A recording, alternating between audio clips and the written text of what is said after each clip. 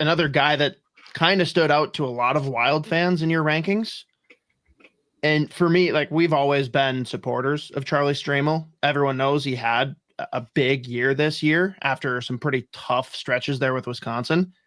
You said on the podcast, I tuned in, you labeled him as a middle six center.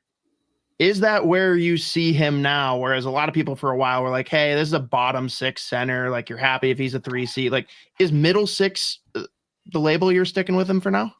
Well, like if you do a pie chart, you do like a pie chart, middle six and bottom six, there's some overlap there. You basically see there's, it's always interesting when we get into these granular descriptions of the player. But yeah, I do think he could be a useful third line center in the NHL. You were wondering a year ago this time, is he even going to play in the NHL? He was, his season at Wisconsin a year ago was nothing short of just a disaster, quite frankly.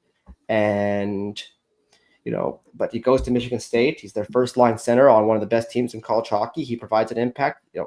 With Stramel, you're got to be quite realistic on the offense you're getting. If you get 30 points out of him in an NHL year, that's probably going to be what you hope for. Is there's not a power play guy. There's not a dynamic player, but there's enough skill there that he could, chip in offense in the NHL. He's big. He can move. He's highly physical and competitive.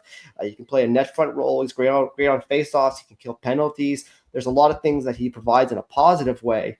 But that's just not, what he's going to be. He's not going to be a scorer. He's not a top six forward. He's not a power play guy in the NHL, but he plays like big centers like that who can move, who can score a little bit, who are highly competitive and physical. Like, they play. I don't think he's this good.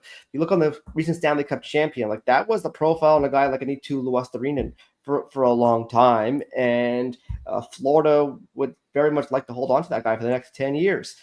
Even though his offense, maybe a little bit higher end at Stramel's, but that's my, that player type is still very valuable, and maybe not like $7 million a year valuable, but I think he's going to be a useful NHL player.